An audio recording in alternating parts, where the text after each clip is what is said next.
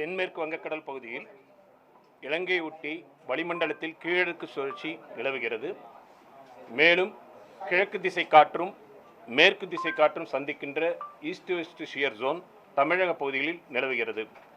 கடந்த 24 மணி நேரத்தில் சென்னை, திருவள்ளூர், காஞ்சிபுரம், செங்கல்பட்டு உள்ளிட்ட மாவட்டங்களில் அநேக இடங்களில் பரவலாக மழை பெய்துள்ளது. ஓரிரு இடங்களில் கனமுதல் மிக கனமழை பெய்துள்ளது. அதிகபட்சமாக திருவள்ளூர் மாவட்டம் செங்குன்றத்தில் 13 சென்டிமீட்டரும், பெரம்பூரில் 12 சென்டிமீட்டர் மழையும் பதிவாகியுள்ளது. அடுத்து வரும் 3 தினங்களை பொறுத்தவரையில் தமிழகம், புதுவை, காரைக்கால் பகுதிகளில் அநேக இடங்களில் மிதமான மழை பெய்யக்கூடும்.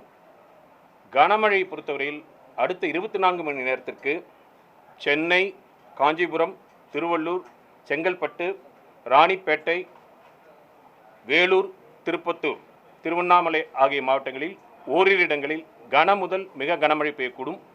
மேலும் டெல்டா மாவட்டங்கள், ராமநாதபுரம், சிவகங்கை உள்ளிட்ட மாவட்டங்களில் ஓரிரு இடங்களில் கனமழை பெய்யக்கூடும்.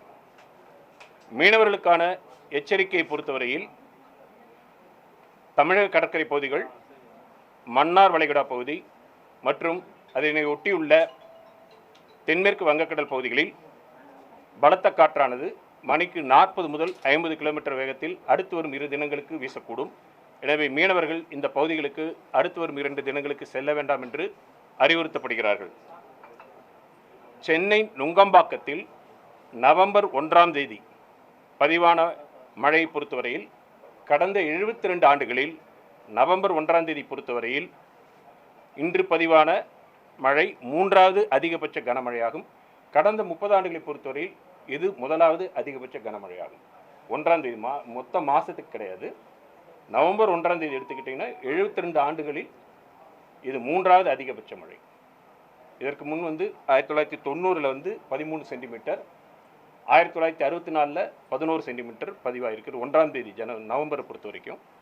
இன்று 8 மில்லிமீட்டர் 8 சென்டிமீட்டர் பதிவாயிருக்கு. சென்னையை பொறுத்த வரைக்கும் அடுத்து 2 தினங்களுக்கு இருக்கும். நான் இன்னைக்கு 24 மணி நேரத்துக்கு கனமுதல் மிக கனமழை இருக்கும். அடுத்து மிதமான மழை. சென்னை மாவட்டத்தை பொறுத்தவரையிலும் கடந்த 1 முதல் இன்று வரையிலான காலகட்டத்தை பொறுத்தவரையில் 20 சென்டிமீட்டர் மழை பதிவாகியுள்ளது. இந்த காலகட்டத்தின் இயல்பு அளவு 28 சென்டிமீட்டர். இது 29% இயல்பை விட குறைவு. 29% குறைவு. ஆனால் என்னன்னா 31ஆம் தேதி வரைக்கும் பார்த்துக்கிட்டிங்கன்னா இயல்பு அளவு 14 பெய்த அளவு 14 சென்டிமீட்டர், பதிவான அளவு இயல்பு அளவு 27 சென்டிமீட்டர்.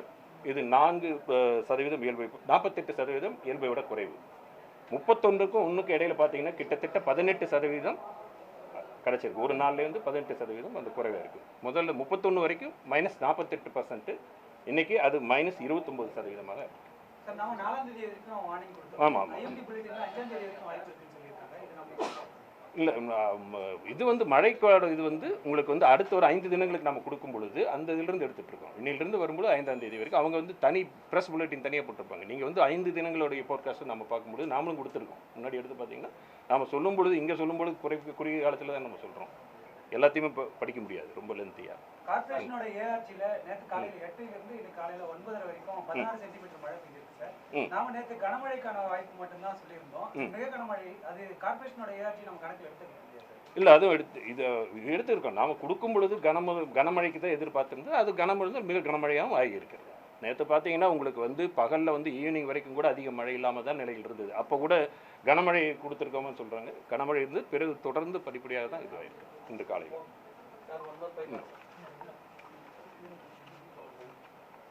கடல் பகுதியில் இலங்கை ஒட்டியுள்ள பகுதியில் வளிமண்டல கீழடுக்கு சுழற்சி நிலவுகிறது.